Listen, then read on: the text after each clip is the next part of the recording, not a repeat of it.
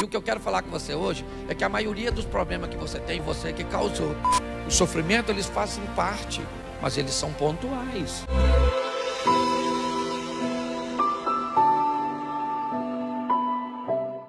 Por que é que pedimos tanto?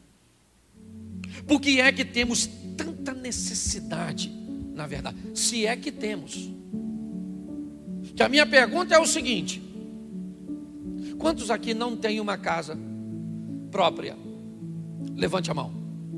Pois é, você precisa de uma casa própria, sim ou não? Sim ou não? Quem aqui já tem uma casa própria e gostaria de ter uma casa melhor? Levanta a mão. Isso, você não precisa. Você quer. E não tem problema nenhum. É só você definir o que você quer e o que você precisa. Quantos aqui tem carro? Levanta a mão. Quantos gostariam de trocar para um carro mais novo? Isso, você não precisa, você quer. E isso é legal. É só você entender o que é necessidade, o que é. Se você me perguntar hoje, pastor, o que é que o senhor quer? Eu falo, senta e anota. Porque se eu for falar tudo que eu quero, eu tenho muita coisa. Pastor, o que é que o senhor precisa? Nada. Se você analisar direitinho, muitas vezes nós estamos em busca daquilo que não é nosso. Nós já somos felizes pra caramba. Nós só estamos meio insatisfeitos porque o outro está numa medida que não é a nossa. Meu irmão, louvado seja Deus pelo que nós temos. Porque Deus é bom, a misericórdia dele dura para sempre. Às vezes pessoas têm na casa dele coisas que você não tem na sua. Mas muitas vezes você tem relacionamento na sua que eles não têm na dele. É que nós fomos ensinados a olhar apenas para coisas materiais. Eu comecei a descobrir que cada um de nós teríamos a nossa métrica, a nossa medida. E jamais deveríamos estabelecer uma medida de outra pessoa para estabelecer a nossa. Se usássemos uma medida inferior, achamos que temos coisas demais e que outras pessoas não têm basicamente quase nada, ou têm pouquíssima coisa, né? Em relação àquilo que temos, corremos o risco de abrir mão do que Deus tem para nós, para vivermos uma medida muito inferior ao que Deus tem para nós, e que na verdade não é nem a nossa, é de outras pessoas. Mas nos deparamos com um evangelho que muitas vezes não sabe diferenciar as medidas, e aí eu começo a ter problemas com o carro que eu ando, com a casa que eu moro, com as roupas que eu visto, com os recursos que eu gasto, ainda que o que eu visto, o que eu como, o que eu gasto, onde eu moro, o carro que eu ando, estejam totalmente inseridos dentro da medida econômica que Deus estabeleceu para mim. Mas aí eu me sinto constrangido porque o outro não tem a mesma medida que eu, e eu pego a medida que Deus me deu e me rebaixo para viver a medida do outro. Que se o outro tiver entendimento da medida dele, ele vai ser feliz na medida dele, e nós vamos ser infelizes porque rebaixamos a nossa.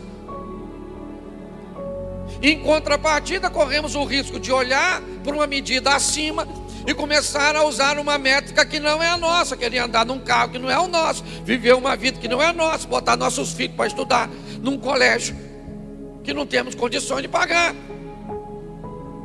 E aí começamos a ser infelizes, porque começamos a ter coisas que sequer gostamos, mas simplesmente temos. Por quê? Porque estabelecemos uma métrica para cima que não é a nossa. Quando eu olho para tudo isso, o que eu vejo? Um nível alto de insatisfação, e isso me preocupa. Jesus disse: eu vim para que tenham vida e a tenham em abundância.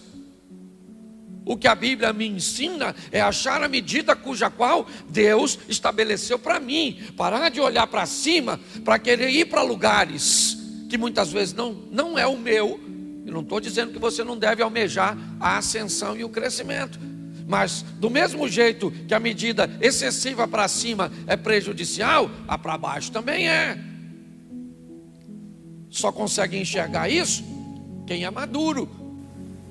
Hoje eu posso dizer para você, mais de 90% dos problemas que eu tento ajudar a resolver são dos outros. E não tem a ver com grana, gente. Tem a ver com postura, posicionamento, dizer sim para a pessoa certa, não para a pessoa errada, sabe? De tomar postura, de cuidar da mulher da melhor maneira que se pode, de cuidar dos filhos da melhor maneira que se pode, sabe? Isso faz com que a minha oração seja muito mais tempo agradecendo. O sofrimento eles fazem parte, mas eles são pontuais. No mundo tereis aflições, mas eu vim para que tenham vida e a tenham em abundância. A vida é abundante, o sofrimento é pontual. Não é o sofrimento abundante e a vida pontual. Não é assim que funciona. Esse modelo, ele existe, mas ele é a opção das pessoas. As pessoas optaram por isso. Cometem tantos erros, observam as coisas, fazem as coisas de formas tão emocionais, passionais, que quando elas olham para a vida dela, é uma sequência, só trocam de problema.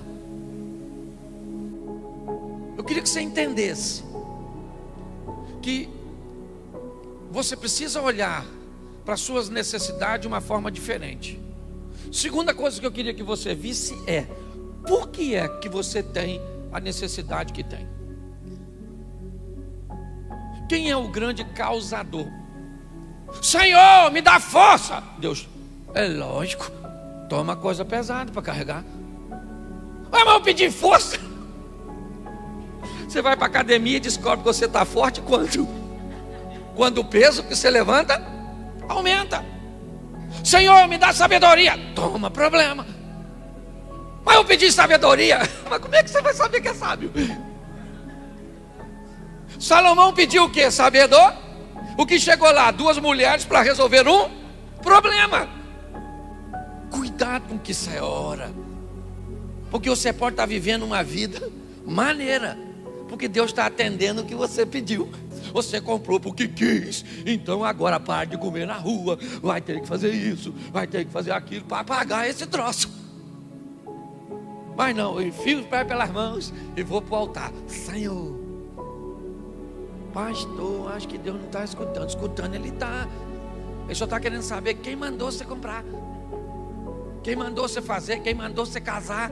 Pastor, ora pelo meu marido, 30 anos, guarda mais uns 20 de força para orar. Mas pastor, é muito difícil. Querido, é difícil para todo mundo, não é só para você.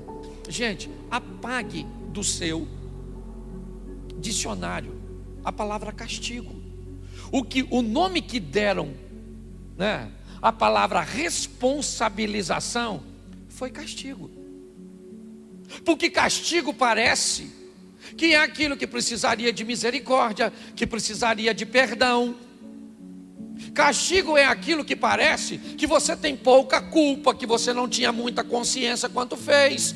Castigo é aquilo que faz com que você não busque uma transformação, nenhuma mudança, porque castigo dá uma conotação de que você está sendo meio que injustiçado. A palavra correta para quem quer mudar de vida é responsabilização. Porque o responsável, ele entende que ele não está sob castigo, ele está sob consequências daquilo que ele fez. Porque o que Deus quer é que você se divirta e para de sofrer. Mas antes de parar de sofrer, vai ter que corrigir esse troço ruim que você plantou.